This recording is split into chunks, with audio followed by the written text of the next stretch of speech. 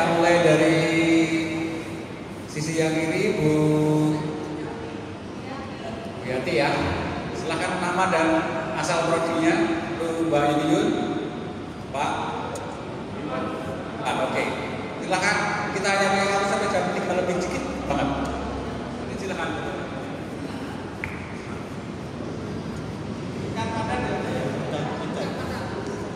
Baik, Pak Azwar dari UNJ, saya mau tanya definisi tentang DTPS Pak, dosen tetap program studi, karena ada banyak sekarang tuh yang mau akreditasi jadi pinjam dosen dari prodi lain gitu kan, terus karena home base dia misalnya di S2, tapi kan sebenarnya ngajar di S1. Nah, definisi tentang dosen tetap program studi itu satu. Terus yang kedua, apakah publikasi dosen itu harus fokus atau sebatas jurnal internasional itu terhitung juga punya publikasi internasional gitu. Itu tiga. Terus yang prestasi mahasiswa misalnya itu masuknya di sebelah mana itu di dalam standar tadi. Terima kasih. Baik, terima kasih Ibu, Mas Yuyun. Tengah Pak, tengah. Cek, mohon izin Pak Azwar. Yang pertama tadi terkait dengan standar keanggotaan profesi ya Pak. Kebetulan memang saya sendiri mungkin sampai hari ini belum mendapatkan keanggotaan secara formal gitu. Jadi dalam bentuk anggota atau apa. Nah, saya kira jadi PR kita bersama juga gitu, sebagai anggota asosiasi, anggota Ikatan Sosiologi Desa, untuk kemudian memperjelas itu sebagai satu syarat yang saya kira tadi cukup penting. Itu pertama. Yang kedua adalah terkait dengan hari ini sesi Lamspak, saya kira ini panjang sekali dan waktunya sangat terbatas. Nah, saya mungkin usul untuk panitia APSI itu jadi yang kita bisa ya secara reguler, karena kebetulan kami di pinjaman mutu itu malah belajarnya sama teman-teman AP dan juga komunikasi yang sudah berjalan secara reguler untuk pertemuan itu. Yang terakhir tadi apa dengan pertanyaan tentang publikasi, apakah itu hanya untuk publikasi dalam bentuk jurnal internasional atau bisa juga dalam bentuk publikasi proceeding yang terindeks WOS misalnya, atau mungkin juga sebagai untuk penilaian tadi 40%. Baik, terima kasih Mbak Yuyun. Berikutnya Pak, silakan. Ini Ketua Panitia sekaligus. Terima kasih Pak. Ya, silakan. Ya, saya Iwan dari Prodi S3 Wisnuwijaya. Ada pertanyaan yang sama.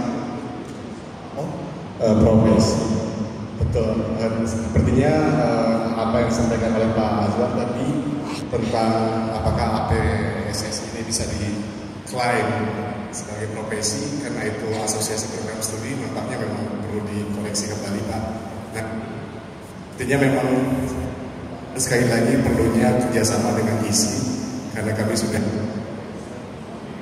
sampai saat ini nampaknya belum ada kejelasan tentang profesi kami sebagai sosiolog di Indonesia gitu, yang secara formal barangkali memang sudah menempuh pendidikan sampai dengan S3. Kemudian yang kedua yaitu soal posisi laboratorium. Apakah laboratorium itu memang diwajibkan satu PS itu Dio?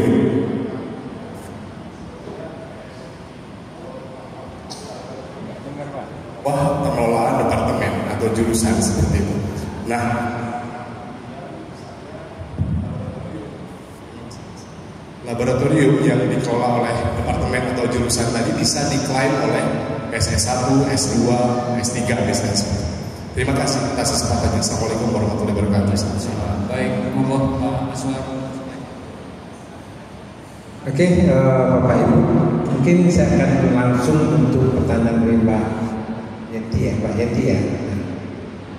Untuk DPRPS ya, DPRPS gitu kan.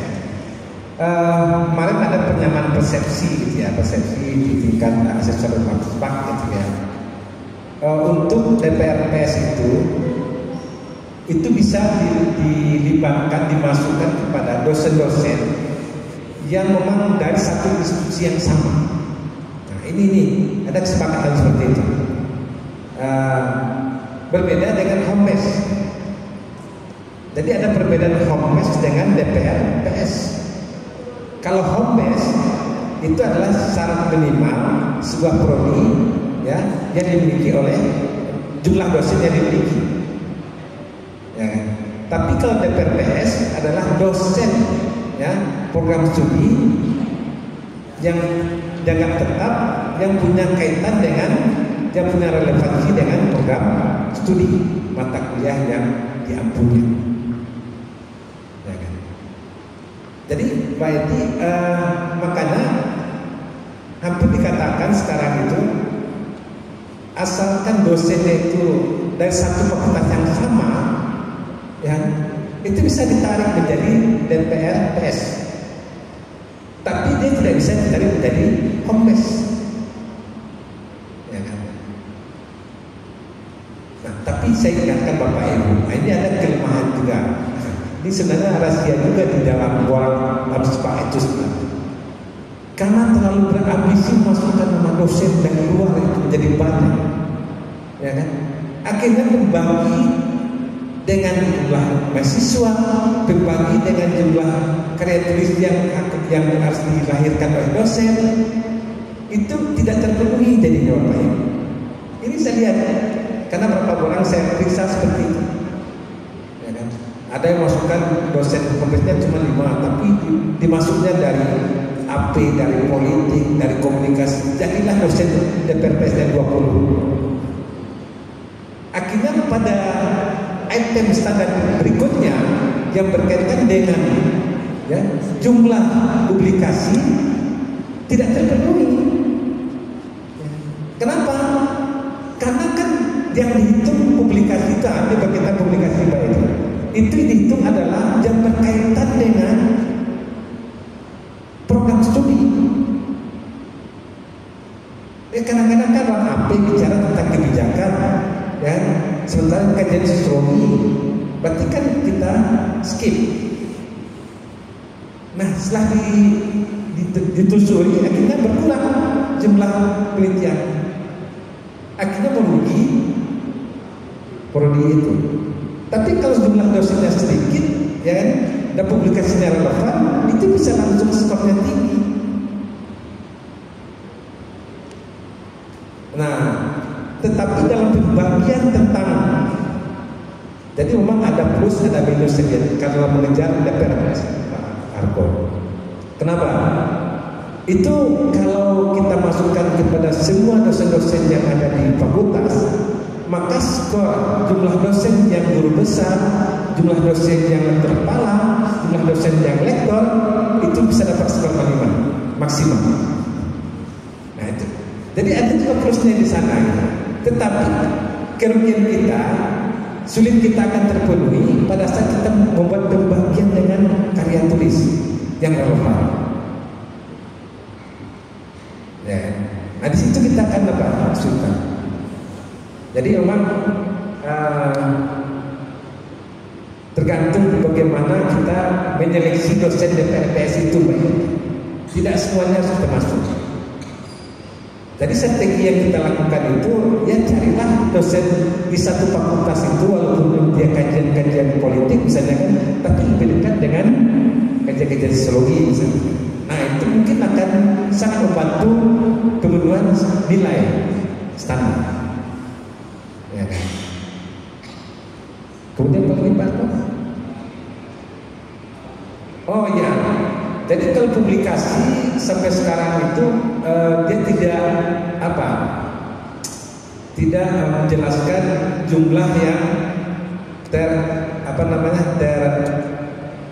bermutasi dan tidak bermutasi.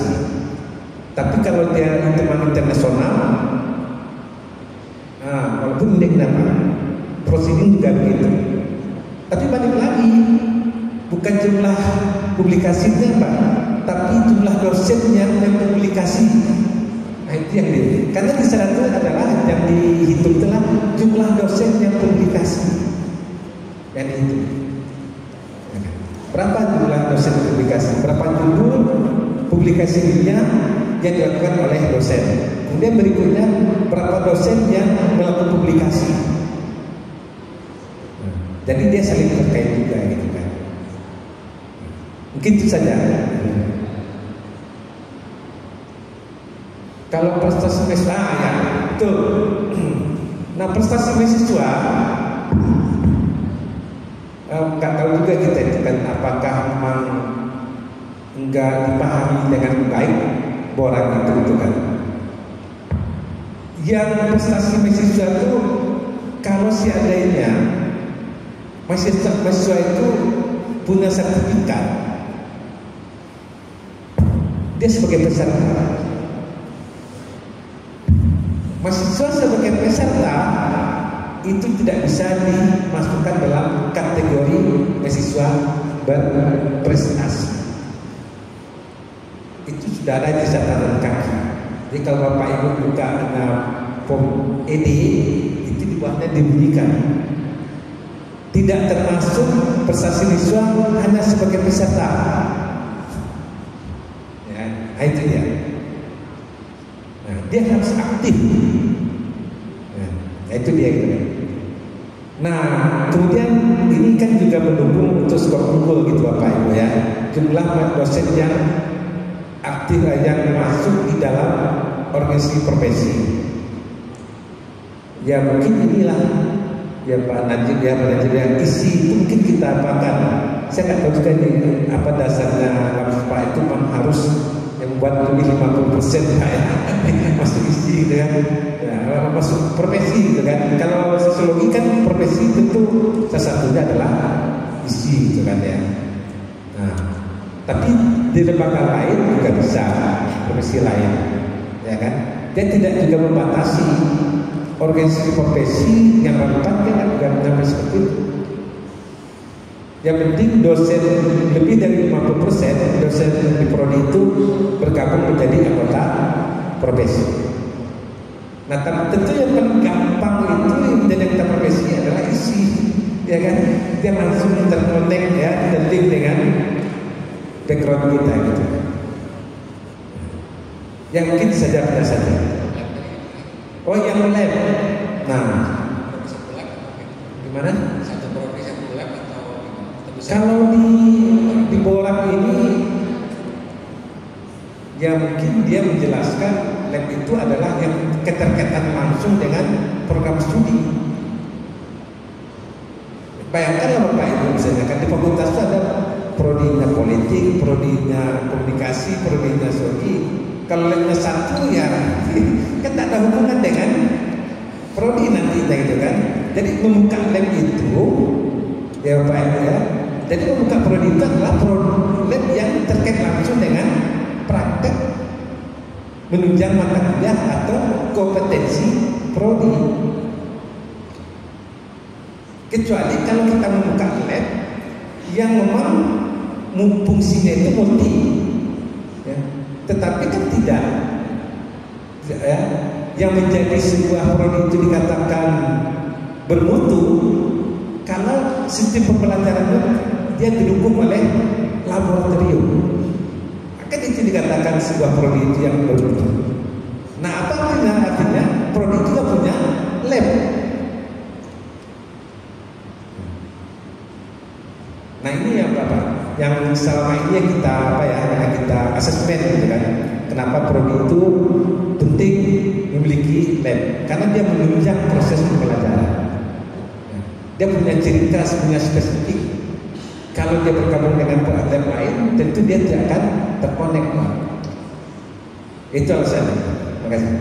Oke, mungkin tentang lab tadi barangkali juga berjelas dengan lab di teman-teman di sains ya, mungkin di teknik, di IPA kan labnya kan fisiknya kan jelas di lab. Mohon maaf Pak, karena saya tugasi oleh Pak Ketua untuk selesai jam 3 lebih dikit, jadi saya harus stop dulu Pak. Tapi ini terakhir saya ingin menyampaikan informasi dari pengurus pusat ISI yang tadi disampaikan di grup pengurus. Terus ini Pak Gito yang menyampaikan tentang itu Pak, kelihatan. Jadi saya bacakan aja kan.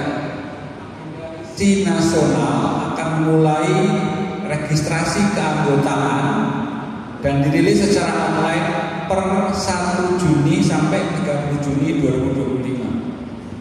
Verifikasi Juli dan rilis kartu Agustus setahun akan dibuka 3 periode pendaftaran. Jadi dalam waktu dekat pengurus pusat akan registrasi keanggotaan. Ini pengumuman resmi dari Keputusan Nasional ISI tadi disampaikan oleh Pak Ramdon dan yang Pak Yuni. Jadi sudah dikirimkan. Oh ada Pak Rito Pak. Sekali saya sampaikan Pak ya. Oke. Baik, saya kira mohon maaf karena waktunya terbatas. Saya lagi dilirik oleh Pak Ketua dari KNA. Saya harus akhir sampai di sini. Nanti kita bisa ngobrol lagi di luar kelas sambil ngopi ya Pak Ketua ya. Oke. Baik, terima kasih Pak Aswar. Aplaus Pak Aswar.